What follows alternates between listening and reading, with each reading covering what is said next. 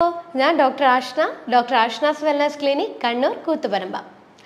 നമ്മുടെ ക്ലിനിക്കിൽ യൂറിക് ആസിഡിൻ്റെ പ്രശ്നങ്ങളായിട്ട് ഒത്തിരി അധികം ആളുകൾ വന്നിട്ടുണ്ട്.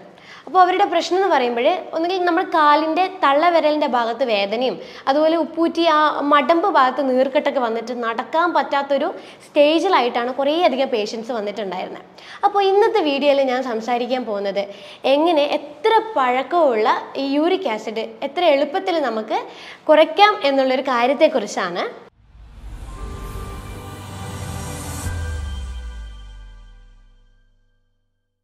നിങ്ങൾ കേട്ടാണല്ലോ യൂറിക് ആസിഡ്. ഇപ്പോൾ ഒരാൾ വന്നിട്ട് എനിക്ക് സന്ധിവേദനയാണ്, അപ്പോൾ ഇപ്പുറത്തിരിക്കുന്ന ആൾ പറയും അന്ന് അത് യൂറിക് ആസിഡ് ആയിരിക്കും, വേഗം തന്നെ യൂറിക് ആസിഡ് ചെക്ക് ചെയ്തോന്ന് പറയും. ഇത് അത്രയധികം കോമൺ ആയിട്ട് മാറിയിരിക്കുകയാണ് യൂറിക് ആസിഡ് എന്നുള്ളൊരു പ്രശ്നം.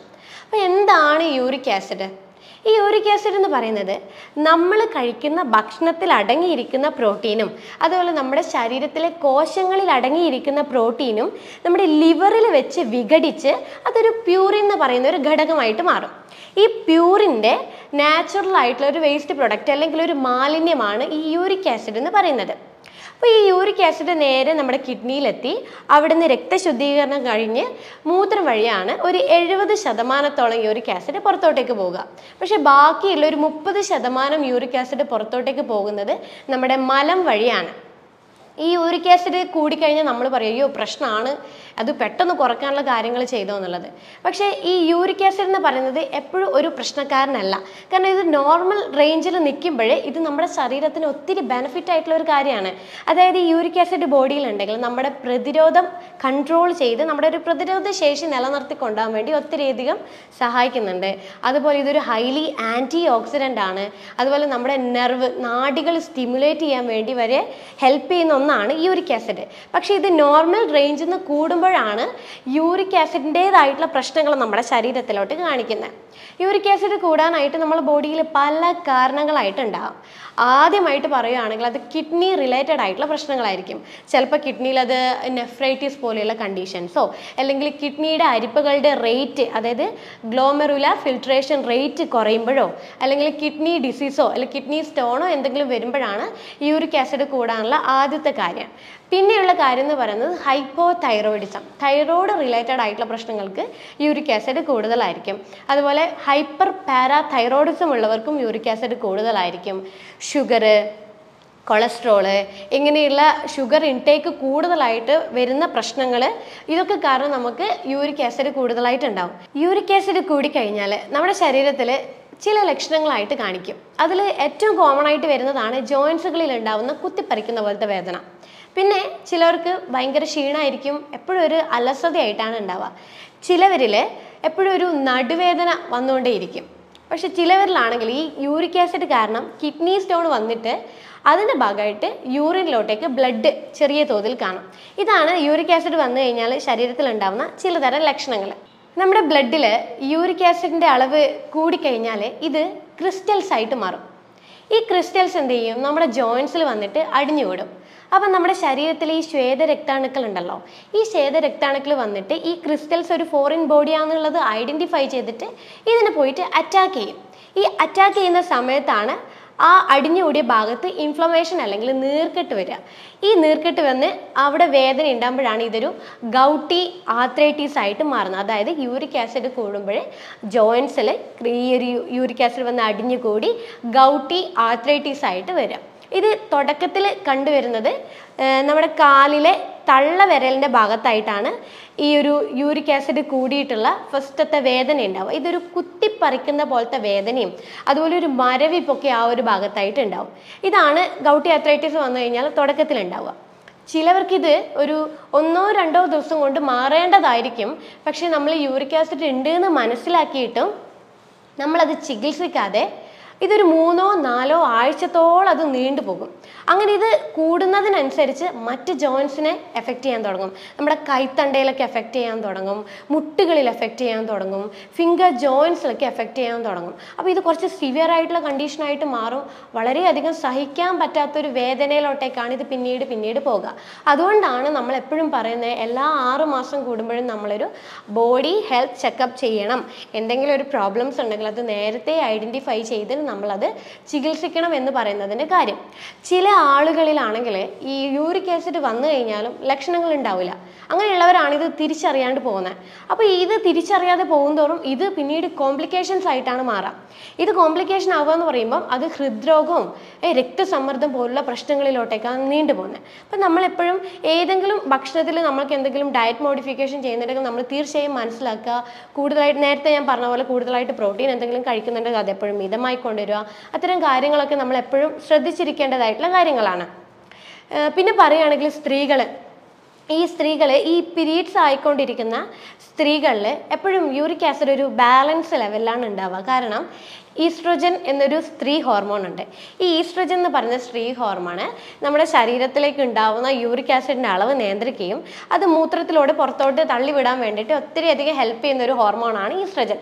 പക്ഷേ ഈ മെനോപോസ് കഴിഞ്ഞിട്ടുള്ള സ്ത്രീകൾ, അതായത് ആർത്തവ ചക്രം കഴിഞ്ഞതിന് ശേഷമുള്ള സ്ത്രീകളിലാണെങ്കിൽ ഈ യൂറിക് ആസിഡ് വളരെ കോമൺ ആയിട്ട് കണ്ടുവരുന്നുണ്ട്. കാരണം ഈസ്ട്രോജൻ എന്ന് പറയുന്ന ഒരു ഹോർമോൺ സപ്പോർട്ടിന് ഇല്ലാത്തത് കൊണ്ട് തന്നെ പെട്ടെന്ന് യൂറിക് ആസിഡ് കൂടാനും അതുപോലെ പെയിന് കാര്യങ്ങളൊക്കെ വരാനുള്ള പോസിബിലിറ്റി കൂടുതലായിരിക്കും. ചില ആളുകൾക്ക് ഈ യൂറിക് ആസിഡ് കൂടിക്കഴിഞ്ഞ് കഴിഞ്ഞാൽ ജോയിൻസുകളിലൊക്കെ ആയിട്ട് വേദന ഉണ്ടാവുമല്ലോ. അപ്പോൾ ചിലർക്ക് ഇത് കൺഫ്യൂഷൻ ആയിരിക്കും, ഇതെന്തോ ആമവാദത്തിൻ്റെ വല്ല പ്രശ്നങ്ങളാണോ എന്നുള്ളത്. പക്ഷെ നമുക്ക് യൂറിക് ആസിഡും ആമവാദവും തമ്മിൽ നമുക്ക് കമ്പയർ ചെയ്യാൻ കഴിയും. അതായത് ഈ യൂറിക് ആസിഡ് വന്നു കഴിഞ്ഞാൽ ഏതെങ്കിലും ഒരു സ്പെസിഫൈ ചെയ്തിട്ടുള്ള ജോയിൻസിലാണ് ഉണ്ടാവുക. പ്രത്യേകിച്ച് ഞാൻ നേരത്തെ പറഞ്ഞ പോലെ നമ്മുടെ കാലിലെ തള്ളവിരലിൻ്റെ ഭാഗത്തായിട്ടാണ് വേദന ഉണ്ടാവുക. പക്ഷേ ഈ ആമവാദം ആണെങ്കിൽ മറ്റ് പല ജോയിൻസുകളിലും വേദന ഉണ്ടാവും, ടൈറ്റ്നസ്സും ഉണ്ടാവും. പക്ഷേ നേരത്തെ പറഞ്ഞ പോലെ യൂറിക് ആസിഡ് കൺട്രോൾ ഇല്ലാതെ നീണ്ടു നിൽക്കുന്നതാണെങ്കിൽ മാത്രമേ മറ്റ് ജോയിൻസുകളിൽ വന്ന് എഫക്റ്റ് ചെയ്യുള്ളൂ. അത് വളരെ റെയർ ആയിട്ടുള്ള കണ്ടീഷനാണ്. പിന്നെ നമ്മൾ ഈ ഗൗട്ടി ആർത്രൈറ്റിസ് എന്ന് പറയുന്നുണ്ടല്ലോ, അപ്പം നമുക്ക് ബ്ലഡ് ടെസ്റ്റ് ചെയ്യുമ്പോൾ യൂറിക് ആസിഡിൻ്റെ അളവ് എളുപ്പത്തിൽ നമുക്ക് കണ്ടുപിടിക്കാൻ പറ്റും. പക്ഷേ ഗൗട്ടി ആർത്രൈറ്റിസ് ആണോ എന്നുള്ളത് കൺഫേം ചെയ്യണമെങ്കിൽ നമുക്ക് എക്സ്റേയോ അങ്ങനെയുള്ള എന്തെങ്കിലും മെത്തേഡ് വഴി മാത്രമേ നമുക്ക് ഗൗട്ടി ആർത്രൈറ്റിസ് കണ്ടുപിടിക്കാൻ കഴിയുള്ളൂ.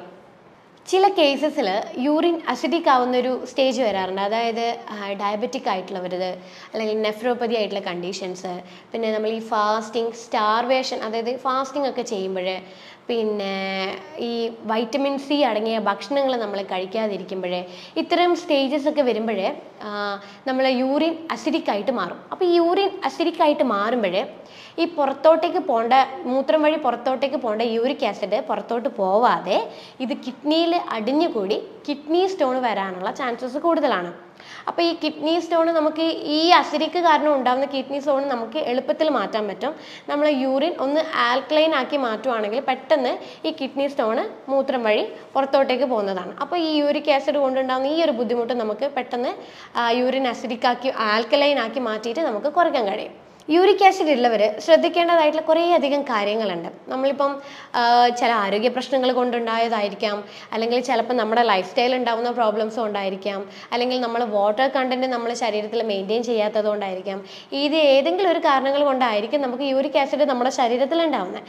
അപ്പോൾ എങ്ങനെ യൂറിക് ആസിഡ് ഉള്ളവർ ഏത് രീതിയിൽ നമ്മൾ യൂറിക് ആസിഡ് കുറയ്ക്കാനുള്ള കാര്യങ്ങൾ ശ്രദ്ധിക്കണം എന്നുള്ളത് ഞാനൊന്ന് ഡീറ്റെയിൽ ആയിട്ട് പറഞ്ഞുതരാം. അതിൽ ആദ്യം നമ്മൾ ശ്രദ്ധിക്കേണ്ട കാര്യമാണ് ഹൈഡ്രേഷൻ. അതായത് നമ്മുടെ ശരീരത്തിൻ്റെ വെയ്റ്റിനനുസരിച്ചിട്ടുള്ള ഹൈഡ്രേഷൻ നമ്മൾ നിലനിർത്തേണ്ടത് നിർബന്ധമായിട്ടുള്ളൊരു കാര്യമാണ്. കാരണം നമ്മുടെ കിഡ്നിയിൽ വെച്ചിട്ടാണ് നമ്മുടെ രക്തശുദ്ധീകരണം നടക്കുന്നത്. രക്തശുദ്ധീകരണം നടക്കുന്നതിൻ്റെ ഭാഗമായിട്ട് നമ്മുടെ ശരീരത്തിൽ വേണ്ടാത്തതായിട്ടുള്ള കൂടുതലായിട്ടുള്ള കാര്യങ്ങളൊക്കെ നമ്മൾ മൂത്രം വഴിയാണ് പുറത്തോട്ടേ പോവുക. അപ്പോൾ യൂറിക് ആസിഡ് കൂടുതലുള്ള ആൾക്കാർ വെള്ളത്തിൻ്റെ അളവ് നിർബന്ധമായിട്ടും നിലനിർത്തേണ്ടത് ആവശ്യമായിട്ടൊരു കാര്യമാണ്. അതായത് 20 കിലോന് 1 ലിറ്റർ എന്നുള്ളൊരു കണക്കിന് നമ്മൾ വെള്ളത്തിൻ്റെ അളവ് നിലനിർത്തുക. എങ്കിൽ മാത്രമേ നമുക്ക് ഈ യൂറിക് ആസിഡ് മൂത്രം വഴി നമുക്ക് പുറത്തോട്ട് കൊണ്ടുവരാൻ കഴിയുള്ളൂ. രണ്ടാമത്തേതായിട്ടുള്ള കാര്യം എന്ന് പറയുന്നത് നമ്മുടെ ശരീരത്തിന് ഒത്തിട്ടുള്ള ഭാരം നമ്മൾ നിലനിർത്തുക എന്നുള്ളൊരു കാര്യമാണ്. അതായത് നമ്മുടെ BMI സ്റ്റാർട്ട് ചെയ്യുന്നത് 18 എന്നാണ്. 18 തൊട്ട് 24-നുള്ളിലുള്ള BMI ആണ് നമ്മുടെ എപ്പോഴും ശരീരത്തിന് ആവശ്യമായിട്ടുള്ളത്. അപ്പോൾ ഇതിൽ കൂടുതലായിട്ട് വരുന്ന BMI, അതായത് ഓവർ വെയ്റ്റ്, ഒബേസിറ്റി, അമിതവണ്ണം, ഇങ്ങനെയുള്ള കണ്ടീഷൻസ് വരുമ്പോഴേ നമ്മുടെ ശരീരത്തിൽ ഗ്ലൂക്കോസിൻ്റെ പ്രൊഡക്ഷൻ കൂടാൻ തുടങ്ങും. ഈ ഗ്ലൂക്കോസിൻ്റെ പ്രൊഡക്ഷൻ കൂടാൻ തുടങ്ങുമ്പോഴേ ശരീരത്തിൽ സ്വാഭാവികമായിട്ടും ഫാറ്റ് വന്ന് അടിഞ്ഞുകൂടുകയും ഇത് ഫാറ്റി ലിവർ എന്നുള്ളൊരു കണ്ടീഷനിലോട്ടേക്ക് ഷിഫ്റ്റ് ചെയ്യും.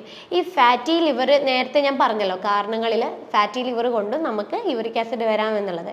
അപ്പോൾ നമ്മളെ ഭക്ഷണത്തിൻ്റെ അകത്ത് കലോറി കൂടിയ ഭക്ഷണങ്ങളോ അല്ലെങ്കിൽ ഹൈ ഫാറ്റ് അടങ്ങിയ ഭക്ഷണങ്ങൾ നമ്മൾ കഴിക്കുമ്പോഴോ ഈ ശരീരത്തിൽ ഗ്ലൂക്കോസ് പ്രൊഡക്ഷൻ കൂടുകയും അതുമൂലം ഇൻസുലിൻ്റെ അളവ് കൂടുകയും ഇൻസുലിൻ റെസിസ്റ്റൻസ് ആയിട്ടുള്ള കണ്ടീഷൻസ് ആയിട്ടുള്ള ഫാറ്റി ലിവർ, ഡയബറ്റിക് ഇങ്ങനെയുള്ള പ്രശ്നങ്ങൾ നമ്മളെ ശരീരത്തിൽ തുടങ്ങിക്കഴിഞ്ഞാൽ ശരീരത്തിൽ യൂറിക് ആസിഡിൻ്റെ അളവ് സ്വാഭാവികമായിട്ടും കൂടും. കാരണം യൂറിക് ആസിഡ് എന്ന് പറയുന്നത് ഒരു മെറ്റബോളിസമായി റിലേറ്റഡ് ആയിട്ടുള്ളൊരു ബുദ്ധിമുട്ടാണ്. അപ്പോൾ നമ്മൾ ശരീരത്തിന് ഒത്തിട്ടുള്ളൊരു ഭാരം നിലനിർത്താൻ വേണ്ടിയിട്ട് നമ്മൾ ശ്രദ്ധിക്കുക. മൂന്നാമത്തെ മെത്തേഡ് എന്ന് പറയുന്നത് നമുക്ക് ആപ്പിൾ സൈഡർ വിനേഗർ. ഈ ആപ്പിൾ സൈഡർ വിനേഗർ എന്ന് കേൾക്കുമ്പോൾ വിനേഗർ ആയതുകൊണ്ട് നമുക്കിത് അസിഡിക് ആവില്ലേ, യൂറിക് ആസിഡിൻ്റെ പ്രശ്നമാവില്ലേ എന്ന് നമ്മൾ പൊതുവെ ചിന്തിക്കും. പക്ഷെ അങ്ങനെയല്ല. നമ്മൾ ഈ ആപ്പിൾ സൈഡർ വിനേഗർ കഴിക്കുമ്പോൾ ആപ്പിൾ സൈഡർ വിനേഗറിൽ അടങ്ങിയിരിക്കുന്ന മാലിക് ആസിഡ് നമ്മുടെ ശരീരത്തിൻ്റെ യൂറിക് ആസിഡ് പുറത്തോട്ടേക്ക് തള്ളിവിടാൻ വേണ്ടിയിട്ട് ഒത്തിരി അധികം ബെനിഫിറ്റ് ആയിട്ടുള്ള കാര്യമാണ്. അതായത് ദിവസം 1-2 ടീസ്പൂണ് ഒരു ഗ്ലാസ് വെള്ളത്തിൽ നമ്മൾ മിക്സ് ചെയ്തിട്ട് ഒരു നേരം നമ്മൾ ദിവസവും കഴിക്കുന്നത് യൂറിക് ആസിഡ് കുറയാൻ വേണ്ടിയിട്ട് വളരെ ബെനിഫിറ്റ് ആയിട്ടുള്ള ഒരു കാര്യമാണ്. നാലാമത്തെ കാര്യം എന്ന് പറയുന്നത് ഞാൻ നേരത്തെ പറഞ്ഞതുപോലെ ഈ ഹൈ ഫ്രക്ടോസ് അടങ്ങിയിട്ടുള്ള ഭക്ഷണങ്ങൾ, അതായത് ചിലപ്പോൾ തേനാവാം, അല്ലെങ്കിൽ ഫ്രൂട്ട്സ് കൂടുതലായിട്ട് എടുക്കുന്നവരാവാം, അല്ലെങ്കിൽ ഡ്രിങ്ക്സ് ഈ കാർബണേറ്റഡ് ആയിട്ടുള്ള ഡ്രിങ്ക്സ് കഴിക്കുന്നവരാവാം. അങ്ങനെയുള്ളവരൊക്കെ ഇത്തരം ഫുഡുകൾ ഫുള്ളായിട്ട് സ്റ്റോപ്പ് ചെയ്യാൻ വേണ്ടി ശ്രമിക്കുക. ഈ കാർബണേറ്റഡ് ഡ്രിങ്ക്സിലൊക്കെ ഹൈ പ്യൂറിൻ അളവ് കൂടുതലായിരിക്കും. അതുകൊണ്ട് തന്നെ അത് ഫുള്ളായിട്ട് ജങ്ക് ഫുഡ്സ് കാര്യങ്ങളൊക്കെ ഫുള്ളായിട്ട് സ്റ്റോപ്പ് ചെയ്യാൻ വേണ്ടി ശ്രമിക്കുക. പിന്നെ ഈസ്റ്റ് അടങ്ങിയ ഭക്ഷണങ്ങൾ നമ്മൾ ഫുള്ളായിട്ട് നിർത്തുക. അതായത് കേക്ക്, ബ്രെഡ്സ്, ആൽക്കഹോൾ ഇങ്ങനെയുള്ള കാര്യങ്ങളൊക്കെ നിർബന്ധമായിട്ട് നമ്മൾ ഭക്ഷണത്തിൽ നിന്ന് ഒഴിവാക്കാൻ വേണ്ടി ശ്രമിക്കുക. പിന്നെ ഈ വൈറ്റമിൻ സി റിച്ച് ആയിട്ടുള്ള ഫ്രൂട്ട്സ് ഉണ്ടല്ലോ, പ്രത്യേകിച്ച് ചെറുനാരങ്ങ. ഡെയിലി ഒരു ഗ്ലാസ് ചെറുനാരങ്ങ വെള്ളം നമ്മൾ വെറും വയറ്റിൽ ദിവസവും കഴിക്കുന്നത് യൂറിക് ആസിഡ് കുറയാൻ വേണ്ടിയിട്ട് വളരെ ബെനിഫിറ്റ് ആയിട്ടുള്ളൊരു കാര്യമാണ്. കാരണം ഈ വൈറ്റമിൻ സി എന്ന് പറയുന്നത് ആൻറ്റി ഓക്സിഡൻ്റ് ആണ്. അപ്പോൾ ഈ ആൻറ്റി ഓക്സിഡൻസ് നമ്മളെ ബോഡിയിൽ ഉണ്ടാവുന്ന ഓരോ തരത്തിലുള്ള പ്രശ്നങ്ങൾ പുറത്തോട്ടേക്ക് കളയാൻ വേണ്ടിയിട്ട് ഹെൽപ്ഫുള്ളാണ്. അതുകൊണ്ട് തന്നെ വൈറ്റമിൻ സി റിച്ച് ആയിട്ടുള്ള ഫ്രൂട്ട്സ്, പൈനാപ്പിൾ, അതുപോലെ ലെമൺ, ഓറഞ്ച് ഇങ്ങനെയുള്ള കാര്യങ്ങളൊക്കെ നമ്മൾ നന്നായിട്ട് ഭക്ഷണത്തിൽ ഉൾപ്പെടുത്താൻ വേണ്ടി ശ്രമിക്കുക. പിന്നെ ഈ ചെറീസ് ഉണ്ടല്ലോ, ചെറീസൊക്കെ ദിവസവും കഴിക്കുന്നത് വളരെ നല്ലതാണ്. ചെറീസിൻ്റെ ജ്യൂസ് ഒരു 10-15ഓളം ചെറീസ് ദിവസവും കഴിക്കുന്നത് യൂറിക് ആസിഡ് പുറത്തോട്ടേക്ക് കുറയാൻ വേണ്ടിയിട്ട് സഹായിക്കുന്നുണ്ട്. പിന്നെ നല്ലപോലെ നമ്മൾ ഫൈബർ റിച്ച് ആയിട്ടുള്ള ഭക്ഷണങ്ങൾ കഴിക്കാൻ വേണ്ടി ശ്രമിക്കുക. അതായത് വെജിറ്റബിൾസ് നല്ല രീതിയിൽ ഭക്ഷണത്തിൽ ഉൾപ്പെടുത്തുക. വെജിറ്റബിൾസ് നല്ല രീതിയിൽ നമ്മൾ ഉൾപ്പെടുത്തുമ്പോഴേ നമ്മളെ യൂറിൻ നല്ലപോലെ ആൽക്കലൈൻ ആവാൻ തുടങ്ങും. യൂറിൻ ആൽക്കലൈൻ ആവാൻ തുടങ്ങുമ്പോൾ സ്വാഭാവികമായിട്ടും നമ്മുടെ യൂറിക് ആസിഡ് പുറത്തോട്ടേക്ക് തള്ളിവിടാൻ വേണ്ടി വളരെ ബെനിഫിറ്റ് ആയിട്ടുള്ള ഒരു കാര്യമാണ്. പിന്നെ നമുക്ക് ചെറിയ കുറച്ച് റെമഡികൾ നോക്കാം. അതായത് ഈ യൂറിക് ആസിഡ് ഫേസ് ചെയ്യുന്നവർ എപ്പോഴും എന്തെങ്കിലും ഒരു ടിപ്സോ കാര്യങ്ങളോ ഉണ്ടോ എന്നുള്ളത് ചോദിക്കുക. എപ്പോഴും അത് ചോദിക്കുന്ന ഒരു കാര്യമാണ്. അപ്പോൾ നമുക്ക് വീട്ടിലിരുന്നുകൊണ്ട് തന്നെ ചില റെമഡീസ് വെച്ചിട്ട് നമുക്ക് യൂറിക് ആസിഡ് നാച്ചുറലി കുറയ്ക്കാൻ പറ്റും. അതായത് ഈ ചിറ്റമൃത് എന്ന് കേട്ടിട്ടുണ്ടല്ലോ. നമ്മളെ ചില വീട്ടിലൊക്കെ വളരെ കോമൺ ആയിട്ട് കാണുന്നതാണ് ചിറ്റമൃത്. ഇതിന് ഷുഗർ വള്ളി എന്ന് പറയും. പക്ഷേ ഈ ചിറ്റമൃത് എന്ന് പറയുമ്പോൾ അത് നമ്മളെ ശരീരത്തിൽ ഉണ്ടാവുന്ന നീർക്കെട്ട് കയറിയിട്ടുള്ള ബുദ്ധിമുട്ടുകളും ഈ ഗൗട്ടി ആർത്രൈറ്റിസിൻ്റെ വേദനകൾ കാര്യങ്ങളും യൂറിക് ആസിഡിൻ്റെ അളവും ഒക്കെ കാര്യങ്ങളൊക്കെ നല്ലോണം കുറയ്ക്കാൻ വേണ്ടി ഹെൽപ്ഫുള്ളാണ്. അപ്പോൾ ഒരു തണ്ടും അതിൻ്റെ ഇലകളോട് കൂടിയിട്ട് നമ്മൾ ചിറ്റമൃത് എടുക്കുക. എന്നിട്ട് തലേ ദിവസം രാത്രി ഒരു ഗ്ലാസ് വെള്ളത്തിൽ നമ്മളത് പൊതിർത്ത് വെക്കുക. പിറ്റേ ദിവസം രാവിലെ ഇതൊന്ന് ചതച്ച് നമ്മളൊരു ഗ്ലാസ് വെള്ളത്തിൽ ഇതൊന്ന് തിളപ്പിച്ചെടുത്ത് അത് കുറുക്കി ഒരു 1/2 ഗ്ലാസ് ആക്കി മാറ്റുക. ഈ 1/2 ഗ്ലാസ് വെള്ളം നമ്മൾ രാവിലെയും വൈകുന്നേരമായിട്ട് സ്ഥിരമായിട്ടൊരു 2 ആഴ്ചയോളം കുടിക്കുമ്പോൾ പെട്ടെന്ന് നമ്മുടെ യൂറിക് ആസിഡിൻ്റെ അളവ് കുറഞ്ഞ് ഈ ഗൗട്ടി ആർത്രൈറ്റിസിൻ്റെതായിട്ടുള്ള പെയിനും നീർക്കെട്ടും കാര്യങ്ങളൊക്കെ നല്ലപോലെ കുറയുന്നതാണ്. ഈ ചിറ്റമൃത് കുറച്ചല്ല, വളരെയധികം കയ്പ്പാണ്, എന്നാലും വളരെ എഫക്റ്റീവ് ആയിട്ടുള്ളൊരു നല്ലൊരു റെമഡിയാണ്. അപ്പോൾ ഇത് കയ്പ്പാണെന്ന് വെച്ച് നിങ്ങൾ കഴിക്കാതിരിക്കരുത്. യൂറിക് ആസിഡ് കുറയണമെങ്കിൽ കഴിച്ചു നോക്കൂ. 2 ആഴ്ച കൊണ്ട് തന്നെ നിങ്ങൾ യൂറിക് ആസിഡ് നോർമൽ ലെവലിലേക്ക് വരുന്നതായിരിക്കും. പിന്നെ ഒരു കാര്യം നമുക്ക് ചെയ്യാൻ പറ്റുന്നതാണ് ഈ പച്ച പപ്പായ. ഒരു തോലോട് കൂടി നമ്മളൊരു 3 കഷ്ണം പച്ച പപ്പായ എടുക്കുക. അതിൻ്റെ അകത്തേക്ക് നമ്മളൊരു തണ്ട് ഈ കറുവപ്പട്ട ഇത് രണ്ടും നന്നായിട്ട് നമ്മളൊരു പപ്പായ ടീ പോലെ ഉണ്ടാക്കിയെടുക്കുക. ഇത് ഡെയിലി ഒരു ഗ്ലാസ് ഈ പപ്പായ ടീ കഴിക്കുന്നത് പെട്ടെന്ന് നമ്മുടെ ശരീരത്തിൽ യൂറിക് ആസിഡ് കുറയാൻ വേണ്ടിയിട്ട് വളരെ എഫക്റ്റീവ് ആയിട്ടുള്ളൊരു ട്രീറ്റ്മെൻറ്റാണ്. ഈ പപ്പായ ടീ പെട്ടെന്ന് നമ്മുടെ ശരീരത്തിൽ അടിഞ്ഞുകൂടിയിരിക്കുന്ന യൂറിക് ആസിഡിൻ്റെ അളവ് കുറച്ച് ഗൗട്ടി ആർത്രൈറ്റിസ് കൊണ്ടുണ്ടാവുന്ന വേദനയൊക്കെ പെട്ടെന്ന് കുറയാൻ വേണ്ടിയിട്ട് ഒത്തിരി അധികം ബെനിഫിറ്റ് ആയിട്ടുള്ളൊരു കാര്യമാണ്. ഇത് നേരത്തെ പറഞ്ഞ 2 കാര്യങ്ങൾ ഞാൻ എൻ്റെ പേഷ്യൻസിന് എപ്പോഴും പറഞ്ഞു കൊടുക്കുന്ന ഒരു കാര്യമാണ്. നല്ല രീതിയിൽ നിങ്ങൾക്ക് റിസൾട്ട് ലഭിക്കും. അപ്പോൾ ഞാൻ നേരത്തെ പറഞ്ഞതുപോലെയുള്ള യൂറിക് ആസിഡ് കുറയാനുള്ള കാര്യങ്ങൾ നിങ്ങൾ യൂറിക് ആസിഡ് കുറയാൻ വേണ്ടിയിട്ട് ചെയ്യുക. അതായത് ഫുഡ് കാര്യങ്ങളൊക്കെ മാറ്റം വരുത്തുക, ഫിസിക്കൽ ആക്ടിവിറ്റീസ് എല്ലാ കാര്യങ്ങളും കൂട്ടുക, അതുപോലെ വെള്ളത്തിൻ്റെ അളവ് കാര്യങ്ങളൊക്കെ നിയന്ത്രിക്കുക, ഉൾപ്പെടുത്താൻ പറ്റുന്ന ഭക്ഷണങ്ങൾ എല്ലാ കാര്യങ്ങളും ശ്രദ്ധിക്കുക. എന്നിട്ടും നിങ്ങളുടെ യൂറിക് ആസിഡ് കുറയുന്നില്ലെങ്കിൽ തീർച്ചയായിട്ടും നിങ്ങളൊരു ഡോക്ടറെ കൺസൾട്ട് ചെയ്തിട്ട് അവരൊരു അഡ്വൈസ് നേടുക. അപ്പോൾ അടുത്തൊരു ഹെൽത്ത് ടോപ്പിക്കുമായിട്ട് അടുത്ത വീഡിയോയിൽ കാണാം. അതുവരേക്കും ബൈ.